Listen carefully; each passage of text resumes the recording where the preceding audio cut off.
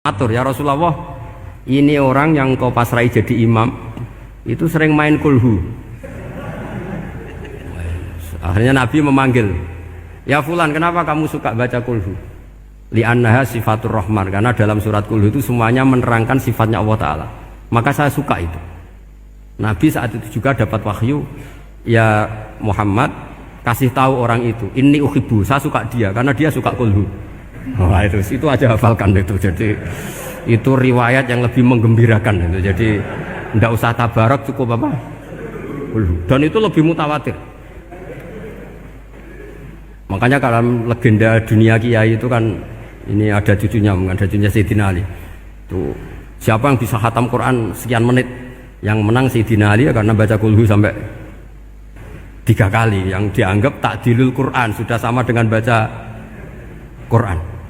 Jadi ini ijazah terakhir, ini jadi porsinya tambah turun. Saya itu suka, saya itu punya banyak penggemar lah di Jogja, di Jakarta. Memang agama ini harus mudah. Saya itu kalau baca kulhu itu sampai nangis. Nangis saya bukan karena faham atau haru, itu enggak.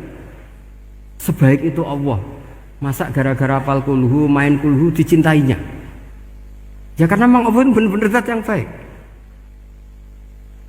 Makanya saya punya teman itu kurang ajarnya, masya Allah. Kalau tes ditanya rukun Islam berapa, nawakidul wudhu berapa, muftitatus sholat berapa, semuanya dijawab la ilaha illallah.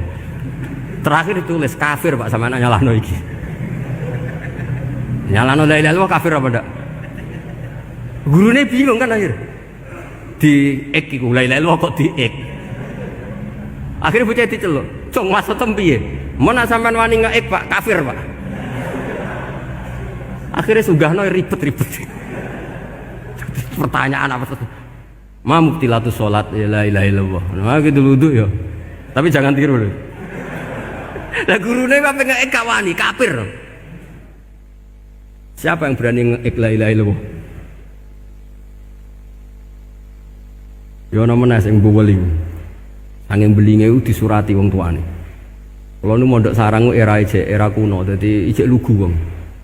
Surati wong tuane, kowe gak susah, wong tuamu disurati. Tenang ya Gus, bapakku buta huruf. Dadi wis disurati, gak ngefek wong bapake buta huruf. Nah, di Islam, saya ulang lagi, di Islam, dengan tanda kutip kesalahan-kesalahan kecil gini ku zaman Nabi, sahabatnya Nabi, iku kabeh ku dadi berkah. Makanya enggak ada ilmu sebarokah kayak zaman Nabi. Wong goblok wae jadi berkah. Sampai Nabi ngendikan aksaru ahlil jannah al-bulu, akeh-akeh penduduk swarga iku wong goblok. Mergo wong goblok iku piye? Apa dimangkeli iku ya gaweane pangeran.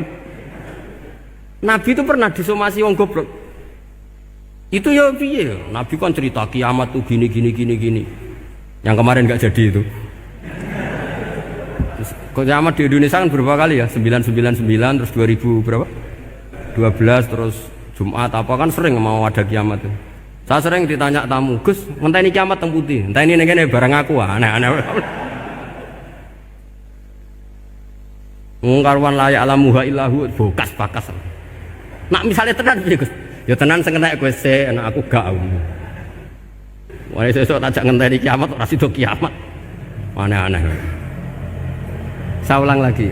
Ketika Nabi cerita dasarnya kiamat itu sahabat itu nggak mikir, padahal mereka orang-orang pinter. Si mikir wong desa man. Ya Rasulullah mata sa'ah, engkau itu cerita kiamat terus tapi nggak jelas tanggalnya. Lalu itu kapan? Wah kaget sahabat, oh pinter juga. Kalau cerita itu ada tanggalnya dong. Ini kan cerita terus tapi nggak jelas tanggalnya. Apa diamuk wong desa? Ora diamuk mangkelno. Nabi meneruskan tentang ahwalil kiamah, masih menerangkan ahwalil kiamah. Dibaleni lagi, ya Rasulullah mata sa'ah, lalu kiamat itu kapan? Ini kalau ijazai, jadi bodoh tapi untuk ridhanya Allah Ta'ala. Ampun, kalau lah kadang jadi pinter gue nyesal, ribet. Dikongkon Pak Najib barang ini akhirnya, gara-gara pinter. Padahal kok ya wong bodoh lah mlebu swarga, ribet kan? Direwangi dadi wong alim, sebelum kok wong bodohnya ya melok mlebu swarga. Wong gelombang kedua itu pengumumannya siapa pencinta Nabi, pencinta wong alim masuk swarga. Yang pertama seleksinya agak ketat, yang kedua itu ya Muhibbin mun cukup mun. Jadi sebenarnya swarga ya ketemu wong ra jelas-jelas nih. Wah repot ya. Akhirnya ketika Nabi gak jawab, sahabat itu banyak yang analisis kariha maqala, lam yasma, ada yang bilang lam yasma, memang Nabi tidak dengar. Ada yang analisis sami'a wa kariha maqala, sebenarnya Nabi itu dengar tapi gak suka karena pas khutbah di-cut, diinterupsi.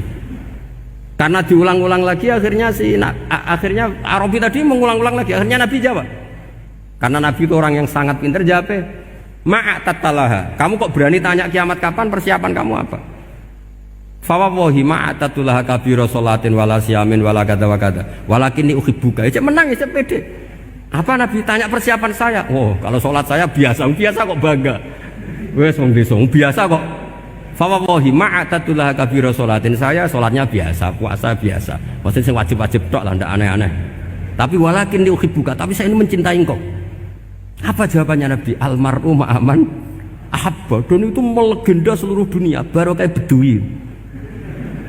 Jadi semua orang yang hafal hadis almar'u ma'aman ahabba atau anta ma'aman ahbabta itu barokatu hadal badui, karena berkahnya orang Bedui. Dan hadis itu mutawatir karena dikatakan Nabi ketika khutbah, orangnya banyak yang hadir banyak.